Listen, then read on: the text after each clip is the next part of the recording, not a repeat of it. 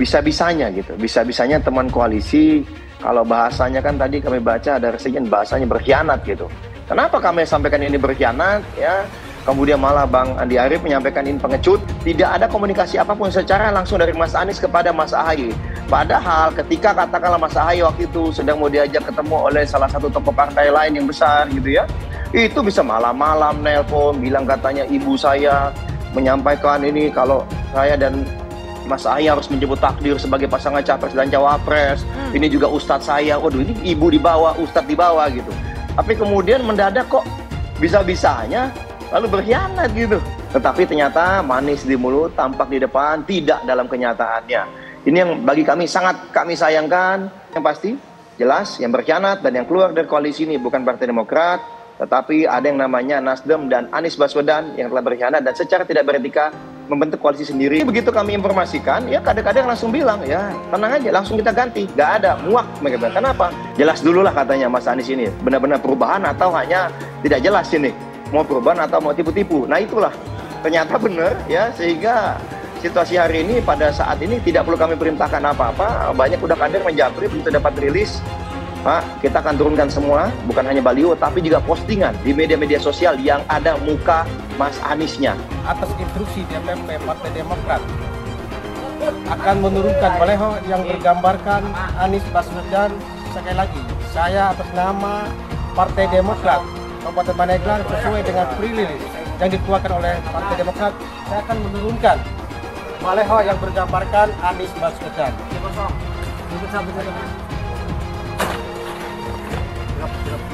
Yaitu untuk menurunkan segala atribut yang berkaitan dengan Anies Ahaye, karena bagaimanapun Anies adalah seseorang yang mengkhianati terkait koalisi partai dengan Partai Demokrat, karena mereka mengusung ke partai lain tanpa ada instruksi apapun dan jelas itu mengkhianati koalisi perubahan dan perbaikan.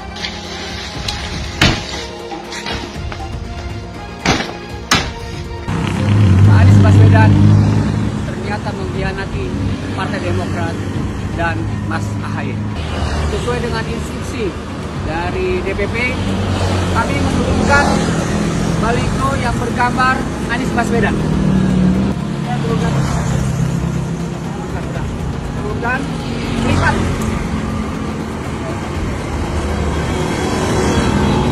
Dan seluruh baliho yang bergambar Anies, pada kesempatan pertama kami menginstruksikan juga kepada seluruh kader untuk menurunkannya. Terima kasih. Pak Muhaimin Iskandar mendampingi Pak Anies jadi cawapres. Kemungkinan ke arah itu bisa saja terjadi. Pasti kita dalam suasana turut prihatin ya. Kira-kira model saya ini kira-kira ada bakat sebagai pengkhianat atau tidak, kan itu aja. Jadi sebenarnya kita udah bisa memprediksi ya dari awal ada hubungan yang menurut saya cukup kurang harmonis ya antara Nasdem dan Partai Demokrat. Anies mulai pindah ke lain hati, terutama soal cawapres yang tidak lagi memprioritaskan Mas Ahaye tetapi Caimin. Nasdem sepertinya memang enggan untuk mengusung Anies berpasangan dengan Ahaye karena faktor elektoral. Lawan Dajjal itu Imam, itulah maka Abah sudah deklarasi 2024 memenangkan Anies Baswedan calon presiden 2024. Kenapa? Imam Mahdi. Iya. Ini a'lamu minallah malaka. Semua sedunia kalau haram tidak mendukung Anies untuk presiden Indonesia 2024. Dajjal. Kalau tidak memenangkan Anies Baswedan untuk presiden 2024. Dajjal. Karena Imam Mahdi, siapa Imam Mahdi? Profesor Dr. Anies Rashid Baswedan, itu Imam Al-Mahdi, Al-Imam Al-Mahdi. Profesor Dr. Haji Anies Rashid Baswedan, Al-Imam Al-Mahdi. Alhamdulillah. Anies hendak jadi presiden, hendak mengadakan perubahan. Perubahan apa nak kau buat? Nak kau balik Indonesia ni telontang jadi telangkup. Yang sudah maju dipandang mata dunia, anak kau manokan lagi apa yang makanya kalau nak baca itu pidato tuh hendak merubah Indonesia, sebutkan apa yang hendak dirubah. Jangan kata rubah ado, tapi yang hendak dirubah tak ado. Serupa dengan rekam jejak. Lihat rekam jejak. Apa rekam jejak kau di Jakarta? Apa yang kau jaga di Jakarta? Bukan yang ada kalau jaga di Jakarta, kau bilang rekam jejak. Sekarang pidato dulu, rekam jejak saja. Gaya orang nanguk kau bodoh-bodoh saja. Orang nak pidato kau pembodoh-bodohan. Kau anggap orang Indonesia ini bodoh semua. Yang pintar orang Yaman. Nantau kau Yaman kalian, nantau kau. Apa yang bisa diharapkan dari Anies? Nggak ada. Jakarta amburadul. Mimpin Jakarta aja amburadul, apalagi mimpin Indonesia. Anies itu perbual. Kayak mana apa karena perbual itu? Pembohong. Pembohong itu Anies itu. Gak usah dengar itu. Nggak layak jadi pemimpin. Apalagi jadi presiden. Di Jakarta aja kamu tengok itu amburadul. Di Jakarta tingkat kemiskinan tinggi. Pembangunan apa yang bisa dibangun Jakarta? Satu puskesmas pun bangunnya nggak ada. Masjid aja nggak ada dibangun. Mau ibadah. Di mana-mana kelebihan bayar. Apa yang bisa dibangun Anies? Satu aja nggak ada. Satu saja tunjukkan apa yang bikin Anies dibangun di Jakarta. Ganjar belum kampanye saja tetap di atas. Apalagi sudah kampanye. Anies yang sudah keliling Indonesia, yang naik jet pribadi, keliling. Jangankan naik, makin nyungsep ke bawah. Nah, masyarakat sudah tahu siapa Anies. Anies, siapa belakangnya? Oligarki, satu. HTI, FPI. Masyarakat Indonesia bukan cari orang Yaman. Indonesia cari nyaman. Jakarta 5 tahun diobok-obok ya. Gimana kabarnya Toa? Gimana kabarnya Tugu Loyak? Formula Ember, apa kabarnya Anies ya? Monas yang digundulin, gimana ceritanya Anies? Nah, apalagi trotoar yang dibongkar pasang itu miliaran. Jalur sepeda bongkar pasang miliaran. Apalagi tanah DP 0, apalagi jalan banyak lubang-lubang lele, itu gimana ceritanya? Ya, 5 tahun mengobok-ngobok Jakarta. Jakarta itu jadi tempat parkir air loh ya. Iya, warga Jakarta ada kolam renang di mana-mana ya. Itu hasil karya Governor of the Year I Gede Cocote ya.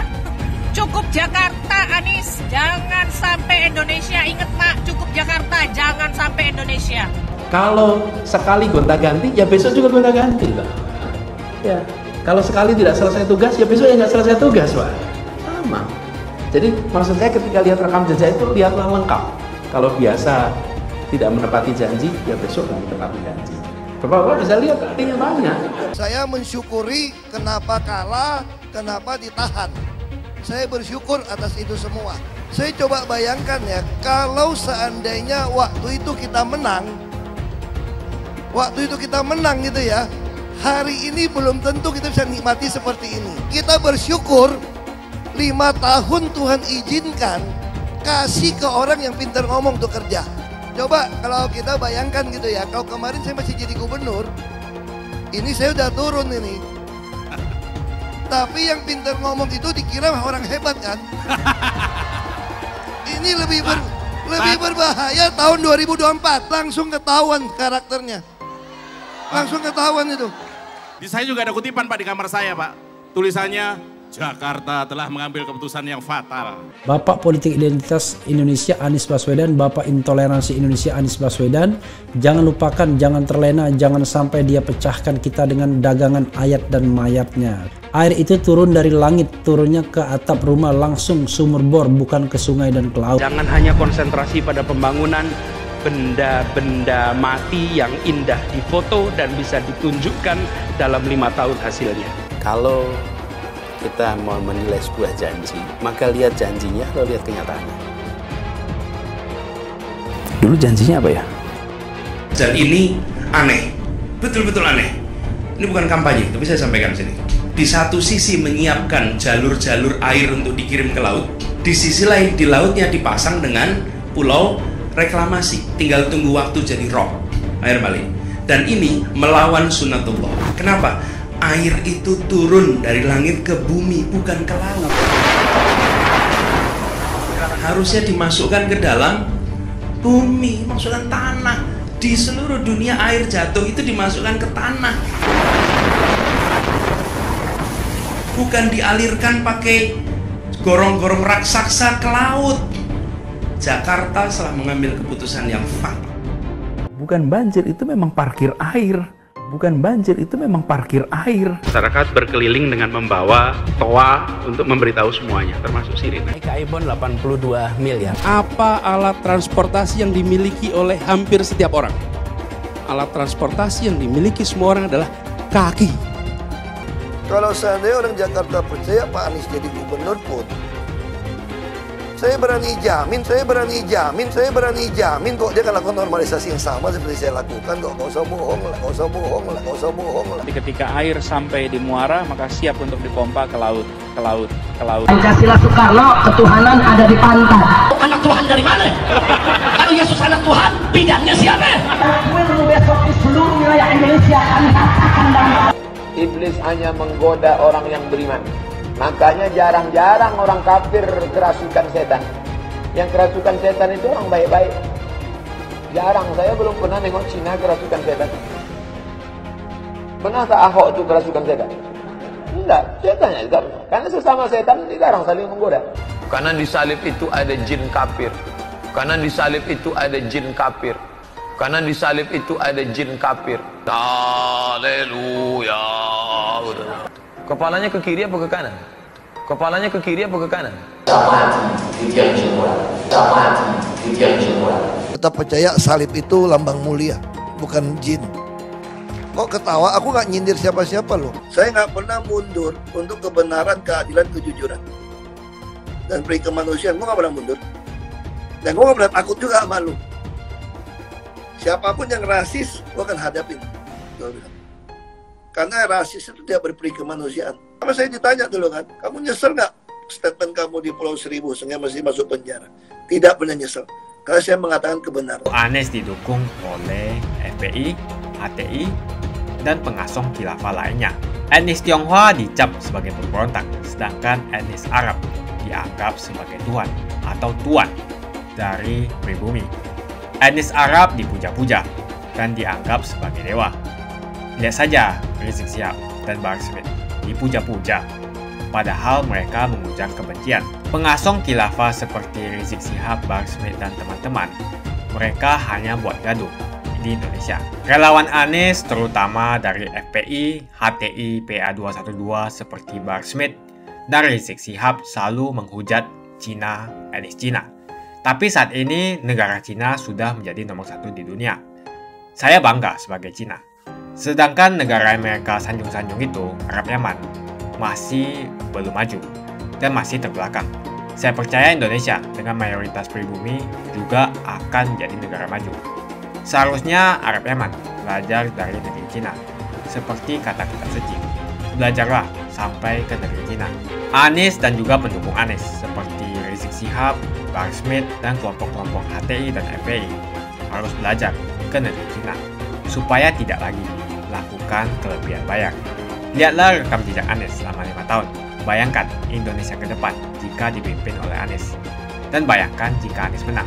HTI dan FPI, ormas khilafah yang dibubarkan itu akan dikembalikan oleh Anies. Apakah kita mau Pancasila diganti jadi khilafah? Bisa-bisanya gitu. Bisa-bisanya teman koalisi, kalau bahasanya kan tadi kami baca ada resejen bahasanya berkhianat gitu. Kenapa kami sampaikan ini berkhianat ya?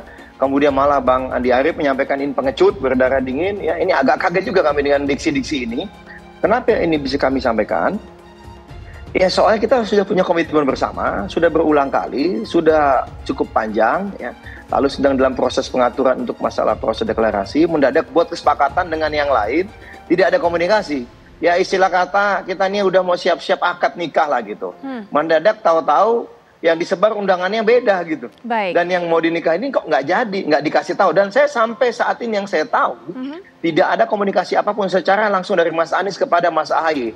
Padahal ketika katakanlah Mas Ahaye waktu itu sedang mau diajak ketemu oleh salah satu tokoh partai lain yang besar gitu ya, itu bisa malam-malam nelpon, bilang katanya ibu saya menyampaikan ini kalau saya dan Mas Ahy harus menjemput takdir sebagai pasangan capres dan cawapres. Ini juga ustadz saya, waduh ini ibu di bawah, ustadz di bawah gitu. Tapi kemudian mendadak kok bisa-bisanya lalu berkhianat gitu. Ya bersekongkol dengan yang lain, berdua saja, lalu membuat dan yang menyedihkannya apa? Tadi, mau ikut nggak? Kita kaget loh, jadi komunikasi selama ini apa gunanya? Saya pikir sama-sama punya etika dan integritas, tapi sikapnya sangat-sangat menyedihkan. Dan kadang kami ini banyak yang kecewa, jangan jadikan kita juga sebagai bahan mainan. Ini kan masyarakat sudah banyak menunggu, banyak yang menanti Anies AHY, baik yang sudah pasang ini segala apa. Waktu itu Mas Anies berulang kali menunjukkan itu Mas AHY. Kalau nanti ada yang bantahan, saya sengaja nih nggak mau mengungkap ada fakta-fakta yang saya detailkan di sini.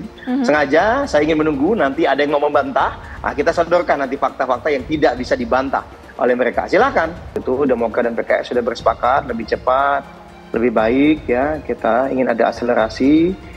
Di malam itu, setahu kami dalam pertemuan itu Pak Surya kemudian menyatakan baiklah kita serahkan kepada tim 8. Nah ini yang kami tahu. Lalu kemudian hal ini juga disampaikan kepada Bapak SBY ya, oleh Capres langsung Mas Anies Baswedan ya. Itu di pertemuan tanggal 25 dengan Pak SBY, lalu kemudian di tanggal 26. Itu juga hal yang sama semua. Capresnya Anies, cawapresnya AHY, kita sedang mencari tanggal, kita ingin secepatnya dari Demokrat dan PKS ingin jalan yang cepat ya. Tapi kemudian oke, kita segera nih lakukan persiapan. Ada beberapa opsi tanggal ya di awal September itu. Nah ya tentu kan Senin setahu kami tim 8 itu seharusnya berkumpul berdiskusi untuk persiapan ini gitu. Tetapi mendadak setahu kami ada perubahan jadwal yang kami dapat informasi ya. Termasuk juga buat hari Selasa. Ternyata Senin dan Selasa ada yang melakukan pertemuan sepihak teman-teman Nasdem ya, katanya melakukan pertemuan dengan teman-teman PKB. Itu yang kami tahu antara rentang waktu Senin dan Selasa itu ada Pak Surya Paloh katanya langsung bertemu dengan Pak Muhaimin bersepakat gitu. Lalu kemudian Mas Anies ikut juga tanpa banyak timbang-timbang yang kami tahu ya, tidak ada saya tunggu dulu Pak sebentar saya sudah punya komitmen, kita kan sudah komitmen, nggak ada itu setahu kami ya, tapi langsung mengiyakan dan langsung bersiap-siap. Kenapa? Karena langsung diinformasikan dalam waktu 1x24 jam itu gitu ya. Kami agak kaget juga gitu bagaimana kita selama ini jalin komunikasi, jaga etika, bagaimanapun apapun ada pendekatan dari siapapun kami selalu sampaikan.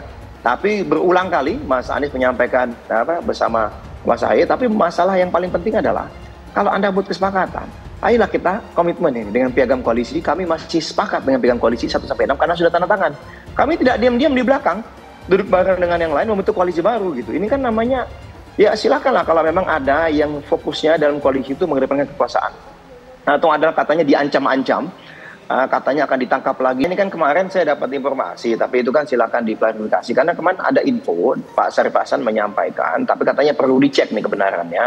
Kalau misalnya Anies silakan berlayar, tetapi tidak boleh dengan Mas AHY. Jadi mungkin makanya berbulan-bulan tidak jadi deklarasi itu, terus ditunda-tunda, lalu malah membuat kesepakatan. Tapi bagi kami, poinnya adalah bahwa ya kita berpolitik ini kan Demokrat gagasan perubahan, semangat perubahan. Bagaimana kita bisa berkolaborasi dan bersinergi dengan penuh etika, ya kan, ada tata caranya gitu loh.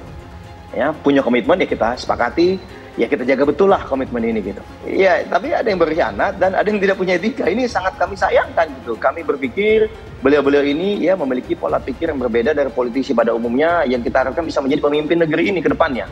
Tetapi ternyata manis di mulut, tampak di depan, tidak dalam kenyataannya. Ini yang bagi kami sangat kami sayangkan.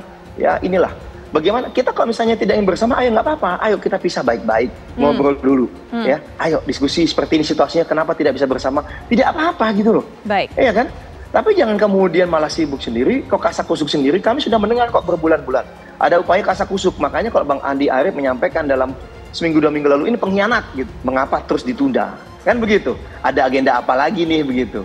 Dan tetap selalu ada 1001 alasan, nanti saja, padahal survei terus menurun, tapi mungkin ini jalan Tuhan bagi kami. Rakyatlah yang juga akan silakan menilai mana yang berpolitik untuk bangsa ini secara serius, untuk bangsa dan negara, penuh dengan etika, penuh dengan nilai-nilai, atau yang hanya sibuk bagaimana agar bisa maju atau selamat periuk nasinya. Ini namanya ya sudah masuk dalam pengkhianatan dan sudah dalam artian ini menghina partai kami ya, menghina bagaimana kami selama ini bersama-sama punya komitmen yang tegas dan jelas.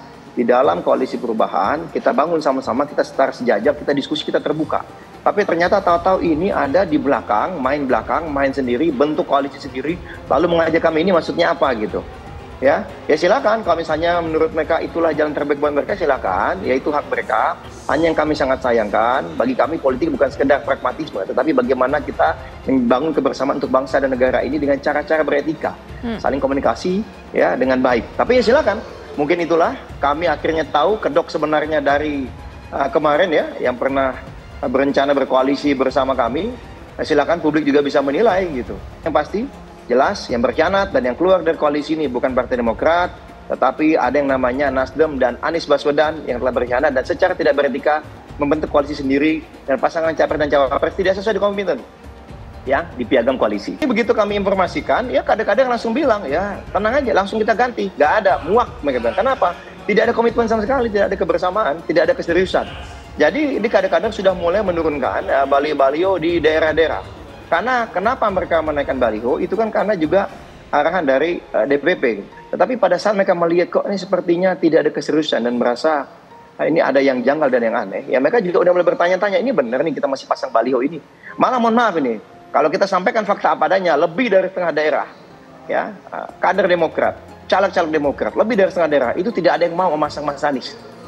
Dia bilang, jelas dulu lah katanya Mas Anies ini, benar-benar perubahan atau hanya tidak jelas ini. Mau perubahan atau mau tipu-tipu. Nah itulah ternyata benar ya, sehingga situasi hari ini pada saat ini tidak perlu kami perintahkan apa-apa. Banyak udah kader menjabri begitu dapat rilis, Pak kita akan turunkan semua, bukan hanya baliho tapi juga postingan di media-media sosial yang ada muka Mas Aniesnya. Suara Ahok merepresentasi warga minoritas dan etnis Tionghoa mendukung Ganjar Pranowo. Ahok pasti akan mendukung Ganjar karena Ahok anti radikalisme. Ahok yang jelas tidak akan mendukung Anies Baswedan karena Anies Baswedan didukung oleh kelompok khilafah, HTI dan FPI, ormas terlarang itu. Dukungan Ahok sangat memberikan dampak yang luar biasa. Kita lihat saja, saat itu Ahok mendukung Jokowi dan Jokowi berhasil menang sebagai presiden. Dan saat ini Ahok akan mendukung Ganjar Pranowo dan saya yakin Ganjar akan menang di Pilpres 2024. Saya yakin Ahok tidak akan memilih orang-orang yang pernah bermasalah dengan dirinya di masa lalu. Apalagi bukan hanya bermasalah dengan dirinya, tapi bermasalah dengan etnis dan agamanya. Siapa lagi kalau yang dimaksud adalah kelompok-kelompok dari pendukung atau pengasong khilafah, seperti ormas yang sudah dibubarkan itu, HTI, FPI, dan PA212, di mana mereka mendukung Anies Baswedan. Salah satu tokoh yang saya hormati dan hargai adalah Ahok, khususnya dalam bidang politik. Bapak Ahok memiliki nama asli, Basuki Cahayapurnama, yang sangat luar biasa dalam mengedepankan integritas sebagai seorang politisi yang jujur, berani, transparan, dan profesional. Dia bukanlah orang seperti Anies. Dia bukan orang yang menjual kata-kata dan sembarangan berbicara soal kebangsaan yang dibalut atau dipakaikan jubah agama. Dulu Anies bisa menang karena menggunakan agama dan etnis. Bagi saya, apa yang dikerjakan Ahok selama ini, menjabat sebagai politisi dari Bangka Belitung sampai Jakarta, adalah pencapaian yang luar biasa dan integritas yang tinggi. Dia tunjukkan dengan mantap. Kita melihat pada tahun 2014 hingga tahun 2011, dia memilih Joko Widodo sebagai presiden unggulan saat itu. Dan pada akhirnya, dia menang. Pilihan Ahok bisa dikatakan mewakili pilihan para kaum yang selama ini dianggap minoritas. Pada tahun 1965, kita tahu bahwa penyikatan etnis Cina di Indonesia sangatlah kencang, apalagi ada rumor bahwa sampai sekarang membuat trauma kaum warga negara yang memiliki etnis yang dicap sebagai pemberontak, yaitu etnis Tionghoa. Etnis Tionghoa dicap sebagai pemberontak, sedangkan etnis Arab dianggap sebagai Tuhan atau tuan dari pribumi. Etnis Arab dipuja-puja dan dianggap sebagai dewa. Lihat saja Rizik Syihab dan Bahar Smith dipuja-puja, padahal mereka mengujar kebencian. Pengasong khilafah seperti Rizik Syihab, Bahar Smith, dan teman-teman, mereka hanya buat gaduh di Indonesia. Sehingga pada tahun 2016, Ahok mulai maju dan berani untuk tampil menjadi showcase bagi perpolitikan negara ini dengan meletakkan standar yang begitu tinggi bagi seorang pemimpin politik, khususnya pemimpin daerah. Ternyata isu-isu suku, agama, dan ras antar golongan pada tahun 2017 masih terjadi dan begitu masif yang dilakukan oleh kelompok-kelompok kadrun itu. Isu agama, ras, dan antar golongan dinikmati oleh relawan Anies. Saat itu Anies didukung oleh FPI, HTI, dan pengasong khilafah lainnya. Pada akhirnya Ahok harus kalah, namun kekalahan dia adalah kekalahan yang membuka mata rakyat Indonesia bahwa masih ada orang-orang yang menang dengan cara menggunakan politisasi agama atau politik identitas berbasis agama. Ternyata banyak sekali orang yang dengan mudah terhasut lewat jalan-jalan seperti itu.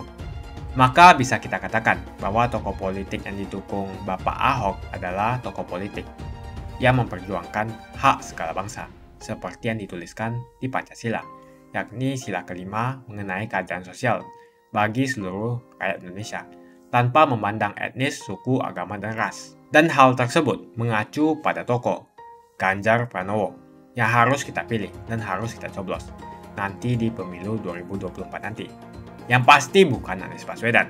Relawan Anies terutama dari FPI, HTI, PA212 seperti Bahar Smith dan Rizik Syihab selalu menghujat Cina, etnis Cina. Tapi saat ini negara Cina sudah menjadi nomor 1 di dunia. Saya bangga sebagai Cina. Sedangkan negara Amerika sanjung-sanjung itu, Arab Yaman, masih belum maju dan masih terbelakang. Saya percaya Indonesia dengan mayoritas pribumi juga akan menjadi negara maju. Seharusnya Arab Yaman belajar dari negeri Cina. Seperti kata kitab suci, belajarlah sampai ke negeri Cina. Anies dan juga pendukung Anies seperti Rizik Syihab, Bahar Smith, dan kelompok-kelompok HTI dan FPI harus belajar ke negeri Cina supaya tidak lagi melakukan kelebihan bayar. Yang jelas saya memilih pribumi, bukan yang dari Yaman.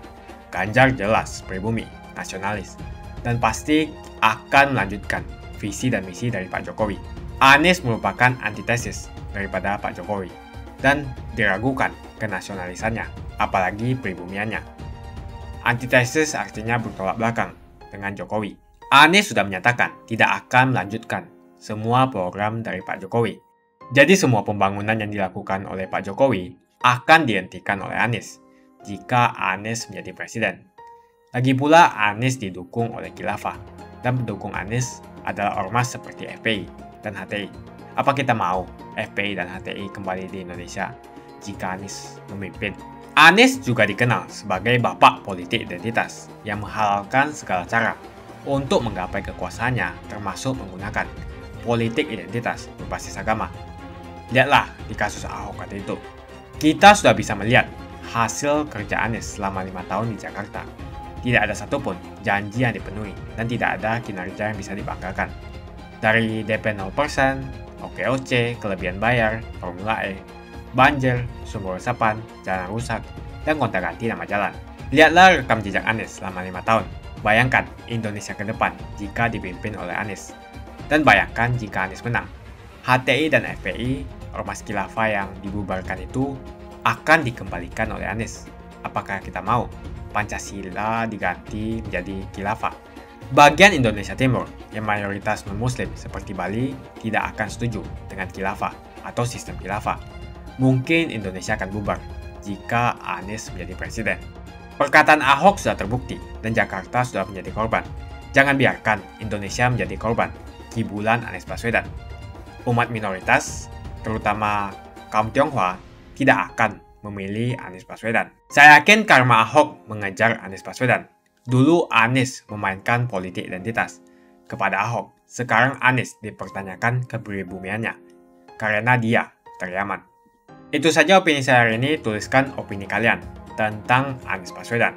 Jika kalian setuju dengan pendapat saya di video ini, pastikan kalian menekan like di video ini dan bagikan video ini ke teman dan family Anda supaya mereka semua mengetahui tentang informasi ini.